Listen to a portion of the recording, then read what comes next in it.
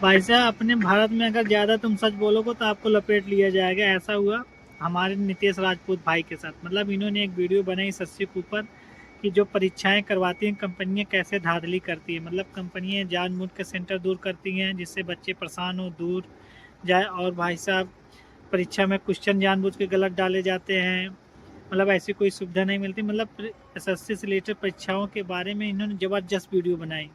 तो भाई साहब जब कंपनियों के धांधली के बारे में दुनिया जानने लगी तो भाई साहब कंपनी ने मान हानि का दावा ठोक दिया 2.5 करोड़ का। तो गाइज ये वीडियो जरूर देखना, नीतीश राजपूत की वीडियो। भाई साहब जो पढ़ने वाले स्टूडेंट हैं उनको ये वीडियो जरूर देखनी चाहिए। 27 अगस्त 2016 से स्टार्ट होने वाला था। अब 27 अगस्त 2016 को जब ये एग्जाम स्टार्ट होता है तो स्टार्ट होते ही दिक्कतें स्टार्ट हो जाती हैं। कहीं सर्वर डाउन, कहीं पावर बैकअप की दिक्कत, कहीं सिस्टम फ्रीज हो जा रहा था। जैसे तैसे करके मैनेज किया गया, लेकिन 17 फरवरी 2018 को जब मेन एग्जाम भी कंप्यूटर के थ्रू करवाया गया तो इसमें भी सेम दिक्कत आने लगी। और इसके साथ साथ इसमें एक और इशू क्रिएट हो गया। इसमें एनीडेस्क सॉफ्टवेयर का यूज करके रिमोट एक्सेस लेके चीटिंग के केस सामने आने लगे। और जो सिक्योर्ड एनक्रिप्टेड क्वेश्चन पेपर था उसकी जो इमेजेस थी वो सोशल मीडिया और व्हाट्सएप पे वायरल होने लगी। पूरे मीडिया के अंदर बहुत ज्यादा केओस हुआ।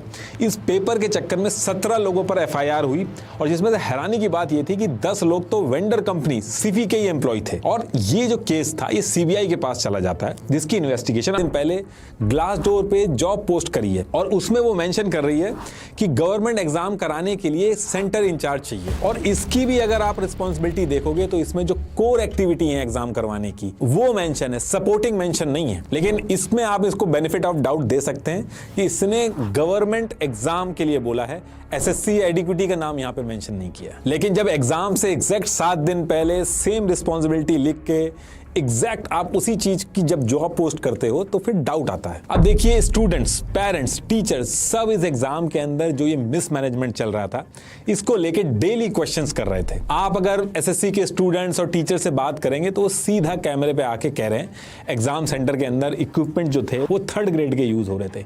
कहीं स्टाफ ट्रेन नहीं था, कहीं कंप्यूटर लैब्स खराब थी, क्वेश्चन पेपर ही लोड नहीं हो रहे थे, सर्वर डाउन था, एकदम रिमोट एरिया में, कहीं भैंस के तबेले के पास एग्जाम सेंटर था। राजस्थान के बच्चे का एग्जाम सेंटर अंडमान निकोबार में दे दिया, क्योंकि अच्छे एग्जाम सेंटर इतने पैसे में एग्जाम करवाने को मना कर देते हैं। तो इंडिया की ज्योग्राफी में कहीं भी जहां सस्ते में मिले वहां पे एग्जाम सेंटर दे दो। बाकी एडमिट कार्ड के अंदर आप देखोगे लोकेशन कोई और, एक्चुअल एग्जाम जहां होना है वो कहीं और। ऐसी कंप्लेन से भरा पड़ा है पूरा यूट्यूब। ऐसी 55,000 कंप्लेन्स हुई हैं। देखिए एसएससी के एग्जाम कराने में और होने में क्या क्या दिक्कतें आई हैं वो स्टूडेंट, टीचर्स और पेरेंट्स ने ऑलरेडी इतनी उठाई है कि आपको ऑलरेडी पता होगा। आप YouTube पे एक सर्च मारेंगे पता चल जाएगा, तो उसको मैं रिपीट नहीं करूंगा। इस वीडियो को बनाने का जो पर्पस था मेरा वो ये था कि जो स्टूडेंट्स इतने दिन से कहना चाह रहे हैं, समझाना चाह रहे हैं, वो मैं आपको बता पाऊं। और उसके साथ साथ एक चीज और आपको समझनी होगी कि ये एसएससी एग्जाम ग्रुप बी और ग्रुप सी कैटेगरी के लिए होते हैं। इसमें देश के मजदूर, किसान, गरीब फैमिली के बच्चे भी बैठते हैं। उनके पास इस एग्जाम के अलावा दूसरा कोई ऑप्शन नहीं है अपने परिवार को गरीबी से निकालने का। ये सुनने में बड़ा ही आसान लगता है, यूपी का स्टूडेंट अगर दूर भी हो गया तो क्या हो गया। देखिए इन एग्जाम में ऐसे बच्चे भी बैठते हैं जिनके पास चप्पलें तक नहीं है। आप जब दूर ले जाके